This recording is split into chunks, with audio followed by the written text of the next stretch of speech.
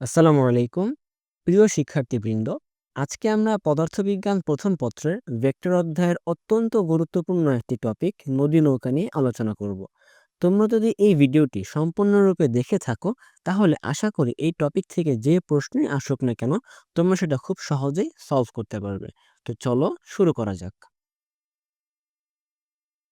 নদী নৌকার এই টপিকটি ভালোভাবে বুঝতে হলে আমাদেরকে আগে ভেক্টরের বেসিক কিছু কনসেপ্ট মাথায় রাখতে হবে।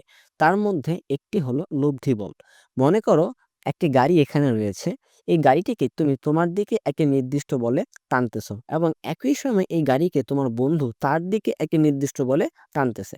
তাহলে এই গাড়িটি তোমাদের দুজনের কারো দিকে না গিয়ে এই মাঝখান বরাবর কোনো একটি দিক দিয়ে অতিক্রম করবে। এই যে এখানে তোমরা দুজন বল প্রয়োগ করার ফলে গাড়ির উপর নতুন যে একটা বল প্রয়োগ হলো, এটাকে আমরা বলতেছি লব্ধি বল।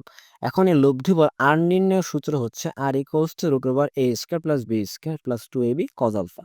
এখন দিক নির্ণয়ের ক্ষেত্রে আমরা এখানে দুইটা সিনারিও দেখতে পারবো। এক, আমাদের লব্ধি ভেক্টর আর বি এর সাথে থিটা কোণ উৎপন্ন করতেছে এবং এ এর সাথে থিটা প্রাইম কোণ উৎপন্ন করতেছে।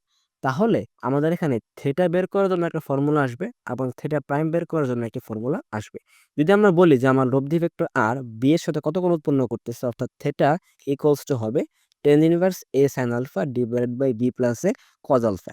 কিন্তু যদি আমরা বলি যে আমার লব্ধি ভেক্টর আর a এর সাথে কত ডিগ্রি কোণ উৎপন্ন করতেছে, তাহলে আমাদের ফর্মুলা হবে theta prime equals to tan inverse b sin আলফা divided by a plus b cos alpha.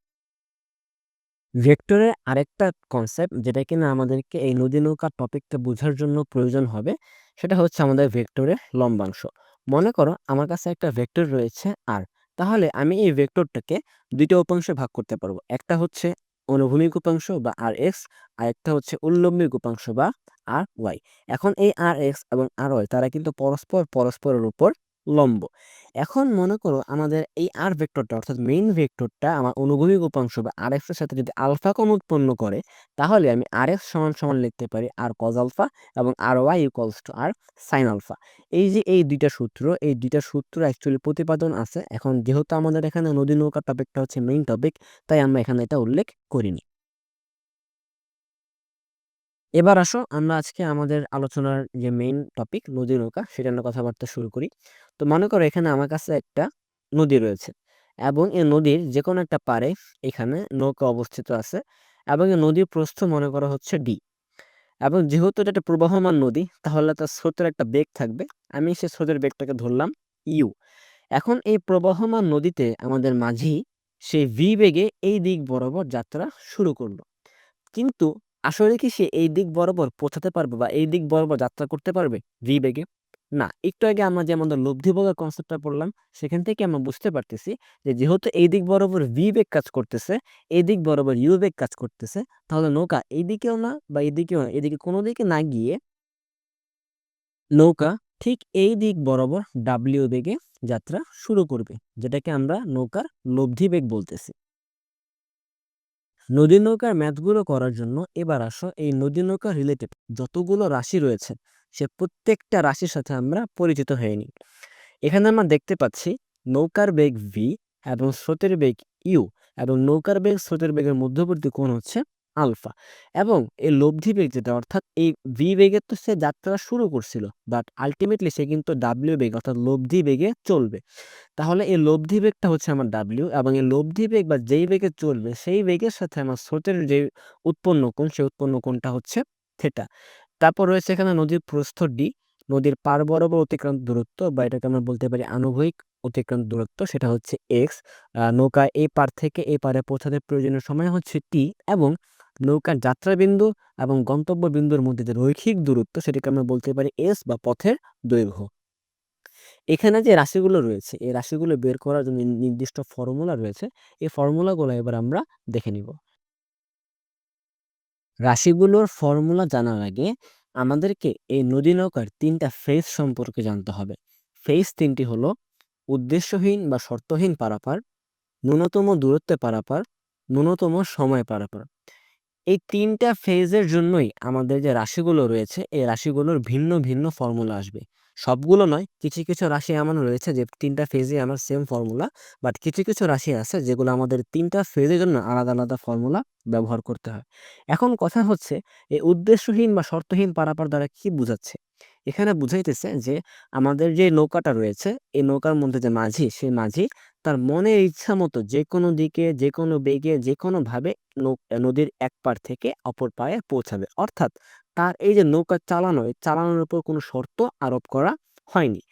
ন্যূনতম দূরত্বে পারাপারের ক্ষেত্রে এখানে তার উপর একটা শর্ত আরোপ করে দেওয়া হয়েছে। সেটা কি? সেটা হচ্ছে তাকে সর্বনিম্ন দূরত্বে নৌকা এক পাড় থেকে অপর পাড়ে পৌঁছাতে হবে। অর্থাৎ এই দূরত্বে তাকে নৌকাটাকে চালাতে হবে। এখানে তার উপর একটা শর্ত আরোপ করে দিয়েছে। আবার আমাদের সর্বশেষ ফেজ অর্থাৎ ন্যূনতম সময় পারাপারের ক্ষেত্রে তাকে বলে দিছে তাকে সর্বনিম্ন সময়ের মধ্যে অর্থাৎ মিনিমাম টাইমের মধ্যে তাকে নদীর এক পাড় থেকে অপর পাড়ে পৌঁছাতে হবে। তাহলে এই ৩ টা ফেজের যে সূত্রগুলো আছে, এই সূত্রগুলো যদি আমরা বুঝে ফেলতে পারি, তাহলে আমাদের এই নদী নৌকা নিয়ে আর কোনো কনফিউশন থাকবে না। তো চলো আমরা এই ৩ টা ফেজের মধ্যে থাকা সূত্রগুলো দেখে নিই। আমরা ১ম এ উদ্দেশ্যহীন বা শর্তহীন পারাপারের যে ফেজটা রয়েছে, সেই ফেজটা নিয়ে আলোচনা করব। ১ম এই এই ফেজটা নিয়ে আলোচনা করার কারণ হচ্ছে, এই ফেজে আমরা যে সূত্রগুলোর প্রতিপাদন করব, সেগুলোকে বলা হয় আইডিয়াল ফর্মুলা বা আদর্শ সূত্র। কারণ এখানে আমাদের সূত্রগুলো আসবে, এই সূত্রগুলোকে ভেঙেই আমরা আমাদের পরবর্তী যে দুটো ফেজ রয়েছে, সেই ফেজগুলোর সূত্রকে প্রতিপাদিত করব। যার ফলে আমরা এই ফেজটাকে বলতে পারি আইডিয়াল ফেজ এবং এই ফেজের সূত্রগুলোকে বলতে পারি আইডিয়াল ফর্মুলা। তো মেইন আলোচনা শুরু করার আগে আমাদের মাথায় কিছু জিনিস রাখতে হবে। একটা হচ্ছে আমাদের প্রশ্নে কিসের মান দেওয়া থাকে এবং কিসের মান বের করতে বলা হয়। প্রশ্নে সাধারণত আমাদের নৌকার বেগ, স্রোতের বেগ, নদীর প্রস্থ দেয়া থাকে। আর নৌকা এবং স্রোতের বেগের মধ্যবর্তী কোণ মাঝে, মাঝে দেয়া থাকে, মাঝে, মাঝে দেয়া থাকে না।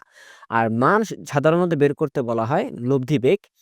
নৌকা কোন দিকে যাবে বা নৌকার লব্ধি দিক, আনুভূমিক দূরত্ব, নৌকা নদী পার হতে প্রয়োজনীয় সময় এবং নৌকার পথের দৈর্ঘ্য, এগুলো আমাদেরকে সাধারণত বের করতে বলা হয়। এবং এইগুলো বের করার জন্য আমাদের যে ফর্মুলা প্রয়োজন এবং সেই ফর্মুলার প্রতিপাদনের ক্ষেত্রে আমাদের এই নৌকার বেগের উপাংশ কনসেপ্টটা মাথায় রাখা লাগবে। প্রথমেই আমরা আলোচনা করব লব্ধিবেগ নির্ণয়ের ফর্মুলা নিয়ে। উদ্দেশ্যহীন বা শর্তহীন পারাপারের ক্ষেত্রে আমাদের নৌকার লব্ধিবেগের ফর্মুলা আমাদের বেসিক লব্ধি বল নির্ণয়ের সূত্রের মতোই হবে, যেহেতু এখানে কোনো আলাদা শর্ত প্রয়োগ করা হয়নি। এই ফেজে স্রোতের সাথে নৌকার দিক বা নৌকা কোন দিকে যাবে সেই দিক নির্ণয়ের ক্ষেত্রেও আমাদের বেসিক লব্ধির দিক নির্ণয়ের যে সূত্র রয়েছে, সেটাই বসবে। নদী পার হতে প্রয়োজনীয় সময় নির্ণয়ের ক্ষেত্রে আমাদের ভেক্টরের লম্বাংশ বা বিভাজনের কনসেপ্ট প্রয়োজন হবে। নৌকার বেগ যদি ভি হয়, তাহলে তার এই বেগের আনুভূমিক বরাবর একটি উপাংশ থাকবে যেটাকে আমরা বলতেছি ভি এক্স, এবং উল্লম্ব বরাবর একটি উপাংশ থাকবে যেটাকে বলতেছি আমরা ভি ওয়াই। নদী পার হতে প্রয়োজনীয় সময় নির্ণয়ের ক্ষেত্রে আমাদেরকে লম্ব বরাবর যে কার্যরত বেগ রয়েছে সেই বেগ নিয়ে কাজ করতে হবে। এর কারণ কি? আমরা জানি যে আমাদের সময় নির্ণয়ের সূত্র হচ্ছে t equals to s by v. এখন আমি যদি এই এসে নদী নৌকার ক্ষেত্রে আমার নৌকার গতিপথ বসাই, তাহলে এই গতিপথ বরাবর যে বেগটা, সেই বেগটা আমার এখানে বসাতে হবে। তাহলে এই গতিপথ বরাবর কোন বেগ কাজ করতেছে? ডাব্লিউ। তাহলে সেখান থেকে আমি সূত্র পাই t equals to s by ডাব্লিউ। সেখানে যদি আমি এস এর মান এবং ডাব্লিউ এর মান বসিয়ে দিই, তাহলে আমি আমার সময়ের মানটা বের করতে পারবো। কিন্তু এটা আমরা কখনোই পরীক্ষায় ব্যবহার করব না। এর কারণ হচ্ছে এটা ব্যবহার করতে গেলে আমাদেরকে অনেকগুলো রাশির মান বের করতে হবে, যেটা কিনা আমাদের জন্য টাইম কনজিউমিং। তাহলে আমরা এটা খুব সহজেই কিভাবে করতে পারি? আমরা যদি এখানে এস এর পরিবর্তে ডি অর্থাৎ নদীর প্রস্থ বসাই, তাহলে এই নদীর প্রস্থ বরাবর কোন বেগটা কাজ করতেছে? নদীর প্রস্থ বরাবর লম্ব বরাবর কার্যরত বেগ কাজ করতেছে। আর আমাদের এখানে লম্ব বরাবর কার্যরত বেগ হলো b y equals to b sine alpha. তাহলে এখানে আমরা টি ইকুয়ালস টু পেলাম d by v sine alpha. এটা ব্যবহার করে আমরা ইজিলি খুব সহজেই নদী পার হতে প্রয়োজনীয় সময় বের করতে পারবো। এইটার মান এবং এইটার মান কিন্তু সেমই আসবে, বাট এটা করতে গেলে আমাদের অনেক সময় প্রয়োজন হবে। এটা আমরা খুব সহজেই করে ফেলতে পারবো। আনুভূমিক বা পার বরাবর অতিক্রান্ত দূরত্ব বের করার ক্ষেত্রে এবার আমাদেরকে নৌকার বেগের আনুভূমিক উপাংশ নিয়ে কাজ করতে হবে। এর কারণটা কি? এই এক্স যেটা, এটা কিন্তু আমাদের আনুভূমিক বরাবর। তো এই বরাবর যে বেগগুলো আছে সেই বেগগুলো নিয়ে আমাকে কাজ করতে হবে। এখন কথা হলো এই অনুভূমিক বরাবর কিন্তু আমাদের কার্যরত বেগ ২ টা। একটা হচ্ছে আমার নৌকার আনুভূমিক বেগ, আরেকটা হচ্ছে আমার স্রোতের বেগ। তাহলে আমি বলতে পারি যে আমাদের আনুভূমিক বরাবর কার্যরত মোট বেগ হচ্ছে Vx = u + v cos α। এরপর আমরা সবাই জানি যে আমাদের সরণ নির্ণয়ের সূত্র হচ্ছে s = vt। সেখানে আমরা বেগে Vx এর মান এবং t বসিয়ে দিলেই আমরা আমাদের কাঙ্ক্ষিত মান অর্থাৎ আনুভূমিক বা পার বরাবর অতিক্রান্ত দূরত্বের ফর্মুলাটা পেয়ে যাব। নৌকার পথের দৈর্ঘ্য অর্থাৎ নদীর এ বিন্দু থেকে এই বিন্দুর দূরত্ব নির্ণয় করতে গেলে তোমরা খেয়াল করবে এখানে আমাদের যে এই দূরত্বটা এস, সে কিন্তু নদীর প্রস্থ এবং আনুভূমিক দূরত্বের সাথে এটা সমকোণী ত্রিভুজ উৎপন্ন করতেছে, যেখানে আমাদের এসটা হচ্ছে অধিভুজ। তো সেখান থেকে আমরা পিথাগোরাসের উপপাদ্য ব্যবহার করে ইজিলি এই পথের দৈর্ঘ্য নির্ণয়ের ফর্মুলা বের করতে পারি, যেটা হচ্ছে আমাদের s equals to root over d square plus x square. এই ফর্মুলাগুলো হলো আমাদের এই ফেজ 1 অর্থাৎ উদ্দেশ্যহীন বা শর্তহীন পারাপারের ক্ষেত্রে যে সকল ফর্মুলাগুলো প্রয়োজন সেগুলো। এই ফর্মুলাগুলো যদি তুমি একদম ভালোভাবে আয়ত্ত করে নিতে পারো, তাহলে এই ফেজ থেকে যেই প্রশ্নই আসুক না কেন তুমি এই ফর্মুলাগুলো ব্যবহার করে ইজিলি সলভ করতে পারবে। এবার চলো আমরা ফেজ নাম্বার 2 অর্থাৎ ন্যূনতম দূরত্বে পারাপারের জন্য যে সকল ফর্মুলাগুলো লাগবে সেগুলো আমরা দেখে নিই। এক্ষেত্রে আমাদের প্রশ্নে দেয়া থাকে নৌকার বেগ, স্রোতের বেগ, নদীর প্রস্থ এবং বের করতে বলা হয় সাধারণত নৌকার লব্ধি বেগ, নৌকা এবং স্রোতের মধ্যবর্তী কোণ এবং হচ্ছে আমাদের নদী পার হতে প্রয়োজনীয় সময়। তোমরা একটু খেয়াল করলে দেখবে এখানে কিন্তু কিছু রাশি মিসিং আছে, যেমন থেটা, এক্স এবং এস, এই তিনটা রাশি এখানে মিসিং। এর কারণ হচ্ছে এই তিনটা রাশি এই ফেজে কনস্ট্যান্ট। কনস্ট্যান্ট বলতে থিটার মান এখানে অলওয়েজ 90 ডিগ্রি হবে, এস এর মান অর্থাৎ আমাদের গতিপথের মান আমাদের নদীর প্রস্থের সমান হবে এবং আনুভূমিকভাবে অতিক্রান্ত দূরত্ব 0 হবে। এর কারণটা কি? থিটা 90 হওয়ার কারণ হলো আমাকে এখানে বলছে ন্যূনতম দূরত্বে পারাপার, অর্থাৎ আমার যে ফাইনাল যাত্রাপথ সেই যাত্রাপথটা হবে সর্বনিম্ন এবং একটা নদীর সর্বনিম্ন দূরত্ব কোনটা? তার প্রস্থ। তাহলে অবশ্যই আমাকে এই লম্ব বরাবর যেতে হবে, তাহলে এটা আমার স্রোতের সাথে 90 ডিগ্রি কোণ উৎপন্ন করতেছে। সেজন্য আমি বলতে পারি থিটা ইকুয়ালস টু 90 ডিগ্রি। আবার আমার গতিপথ তো এইটা, তাহলে এই গতিপথের দৈর্ঘ্য এবং আমার নদীর প্রস্থ সমান, তাহলে আমি বলতে পারি এস ইকুয়ালস টু ডি। এবং যেহেতু আমি একদম সোজায় বরাবর গিয়েছি, তাহলে আমার অনুভূমিকভাবে কোনো দূরত্ব অতিক্রান্ত হয়নি, তাহলে বলতে পারি আমি এক্স ইকুয়ালস টু 0। তো এগুলা হচ্ছে আমাদের কনস্ট্যান্ট ভ্যালু। এটা হচ্ছে আমাদের এই ফেজে যেই সূত্রই বসে না কেন সেই সূত্রে আমাদের ক্ষেত্রে এই থিটার মান 90 হবে, এস এর মান ডি হবে এবং এক্স এর মান 0 হবে। তো প্রথমেই আমরা আলোচনা করব হচ্ছে নৌকার লব্ধি বেগ নিয়ে। এক্ষেত্রে আমাদের নৌকার লব্ধি বেগ কিন্তু আমরা ডাব্লিউ equals to v sine alpha বলতে পারি। তোমরা খেয়াল করলে দেখবা আমরা কিন্তু প্রথম ফেজে বলছিলাম যে আমাদের উল্লম্ব বরাবর নৌকার যে বেগটা কাজ করে সেটা হচ্ছে কি আমার ভি সাইন আলফা। এখানে যেহেতু আমরা উল্লম্ব বরাবর যাচ্ছি, তাহলে এটাকে আমরা বলতে পারি কি ডাব্লিউ equals to v sine alpha, বা লব্ধি বেগটাকে আমরা এখানে ভি সাইন আলফা দ্বারা প্রকাশ করতে পারি। আবার এখানে তুমি একটা জিনিস খেয়াল করলে দেখতে পারবা, আমরা যদি এই সিনারিওটার মধ্যে আমাদের ভেক্টর শিফটিং এর মাধ্যমে ভি বেগটাকে এখানে নিয়ে আসি, তাহলে কিন্তু এখানে একটা সমকোণী ত্রিভুজ উৎপন্ন হচ্ছে এবং এই সমকোণী ত্রিভুজে ভিটা কিন্তু আমার এখানে অতিভুজ হিসেবে রয়েছে। তাহলে সেখান থেকে আমি আমার ডাব্লিউ এর মান বের করতে পারি, ডাব্লিউ equals to root over v square minus u square. তাহলে এটাও কিন্তু আমাদের লব্ধি বেগ নির্ণয়ের একটি ফর্মুলা। তাহলে আমি লব্ধি বেগ সমান সমান পেলাম v sine alpha equals to root over v square minus u square equals to আমাদের আইডিয়াল ফর্মুলা যেটা ছিল v square plus u square plus 2uv cos alpha. তাহলে এইটা হচ্ছে আমাদের এই ফেজে অর্থাৎ ন্যূনতম দূরত্বে পারাপারের ক্ষেত্রে লব্ধি বেগ নির্ণয় করতে বললে আমরা এই তিনটা ফর্মুলাই ইউজ করতে পারবো। এবার আমরা আলোচনা করব ন্যূনতম দূরত্বে নদী পার হতে হলে আমাদেরকে কত কোণে নৌকা চালানো শুরু করতে হবে, অর্থাৎ আলফার মানটা এখানে বের করতে হবে। তো এই আলফার মান বের করার জন্য আমরা জানি যে আমাদের থেটা অর্থাৎ যে এখানে যে থেটাটা আছে লব্ধি কোণ, এই লব্ধি কোণের সূত্র হচ্ছে theta equals to tan inverse v sine alpha divided by u plus v cos alpha. এখন সেখান থেকে আমরা লিখতে পারি tan theta equals to u v sine alpha divided by u plus v cos alpha. এখন এইখানে আমাদের থিটার মান কিন্তু 90 ডিগ্রি, আমরা আগেই দেখে আসছি এটা। তাহলে আমি লিখতে পারি 1090, সেখান থেকে আমি লিখতে পারি সাইন 90 ডিভাইড বাই কজ 90, বাইরেটা লেখা যায় 1/0। এরপর আমরা ক্যালকুলেশন করে নিয়ে আসতে পারছি যে আমাদের আলফা ইকুয়ালস টু হচ্ছে cos inverse minus u by v. অর্থাৎ যদি আমাকে প্রশ্নে জিজ্ঞাসা করে যে আমাকে ন্যূনতম দূরত্বে পার হতে হলে কত ডিগ্রি কোণে আমাকে যাত্রা শুরু করতে হবে, আলফার মান বের করতে হবে, তাহলে আমি এটা ইজিলি এই সূত্র বসিয়ে বের করে ফেলতে পারবো।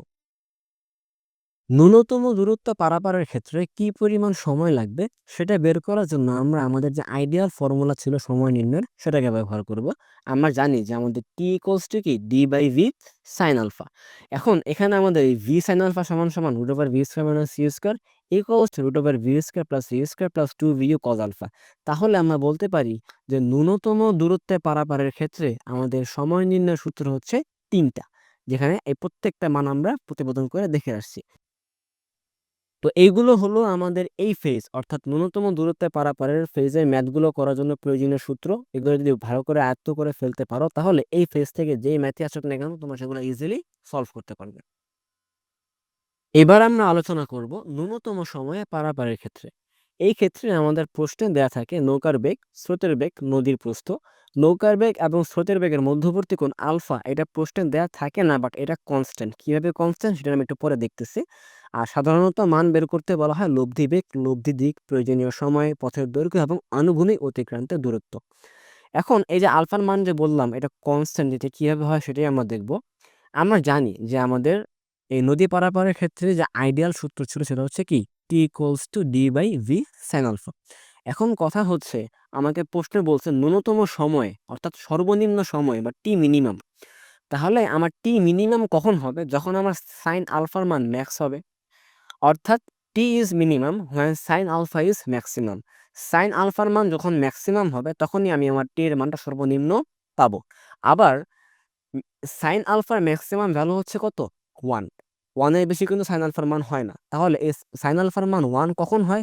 যখন আমার আলফার মান 90 ডিগ্রি হয়। অর্থাৎ এই আলফার মান 90 ডিগ্রি হলে আমার সাইন আলফার মান ম্যাক্সিমাম হবে এবং আমার টি মিনিমাম হবে। এজন্য আমরা বলতে পারি যে আমাদের ন্যূনতম সময় পারাপারের ক্ষেত্রে আলফার মান অলওয়েজ কি হবে? 90 ডিগ্রি হবে। এবার ন্যূনতম সময়ে পারাপারের ক্ষেত্রে লব্ধি বেগ আমরা নির্ণয় করব।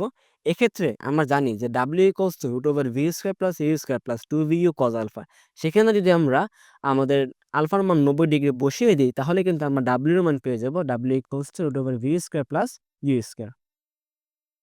এই ফেজে স্রোতের সাথে নৌকার দিক বা নৌকা কোন দিকে যাবে তা নির্ণয় করার জন্য আমরা জানি যে আমাদের theta equals to tan inverse v sine alpha divided by u plus v cos alpha. তো এখানে যদি আমরা আলফার মান বসিয়ে দিই, মান বসিয়ে ক্যালকুলেশন করি, তাহলে কিন্তু আমরা পেয়ে যাব থিটা ইকুয়ালস টু আমাদের tan inverse v by u. এটাই হচ্ছে আমাদের ন্যূনতম সময়ে পারাপারের ক্ষেত্রে স্রোতের সাথে নৌকার দিক এবং বা নৌকা কোন দিকে যাবে সেটা নির্ণয় করার ফর্মুলা। এই ফেজে আনুভূমিক বা পার বরাবর অতিক্রান্ত দূরত্ব নির্ণয়ের ক্ষেত্রে আমাদেরকে আইডিয়াল ফেজে আমাদের যে আনুভূমিক বা পার বরাবর অতিক্রান্ত দূরত্ব নির্ণয়ের সূত্র ছিল সেটাকে নিয়ে আসতে হবে। তো আমরা জানি যে আমাদের এক্স ইকুয়ালস টু হচ্ছে u plus b cos alpha into t equals to u plus b cos alpha into d by b sine alpha. এখন এখানে যদি আমরা আলফার মানটা 90 ডিগ্রি বসিয়ে দিই এবং তারপর ক্যালকুলেশন করি, ক্যালকুলেশন করার পর আমরা ইজিলি ন্যূনতম সময়ে পারাপারের ক্ষেত্রে আনুভূমিক বা পার বরাবর অতিক্রান্ত দূরত্ব নির্ণয়ের যে ফর্মুলা সেটা পেয়ে যাব। ন্যূনতম সময়ে নদী পার হতে প্রয়োজনীয় সময় বের করা, এর মানে হচ্ছে কি আমাকে এই নদীটা অতিক্রম করতে টি মিনিমাম বের করতে হবে। ঠিক আছে, অর্থাৎ আমাকে মিনিমাম টি বা সর্বনিম্ন টিটা এখান থেকে বের করতে হবে। তো আমরা জানি আমাদের t equals to d by v sine alpha. তো টি মিনিমাম কখন হবে? যখন আমার আলফার মান 90 ডিগ্রি হবে। এটা আমি একটু আগে দেখছি। তাই আমি লিখতে পারি t minimum equals to d by v sine 90 degree. এখন সাইন 90 ডিগ্রির মান হচ্ছে 1, তো সেখান থেকে আমরা বলতে পারি t minimum equals to d by v. অর্থাৎ কোনো একটা নদী সর্বনিম্ন সময়ে অতিক্রান্ত করার জন্য আমাদেরকে এই ফর্মুলাটা ব্যবহার করতে হবে। সবশেষে আমাদের এস বা পথের দৈর্ঘ্য নির্ণয়ের ক্ষেত্রে একদম সেই পূর্বের মতো আমরা এখানে পিথাগোরাস দেখতে পাচ্ছি। তো সেখান থেকে আমরা বলতে পারি s equals to root over d square plus x square. এইগুলো হলো আমাদের ন্যূনতম সময়ে পারাপারের ক্ষেত্রে প্রয়োজনীয় ফর্মুলা।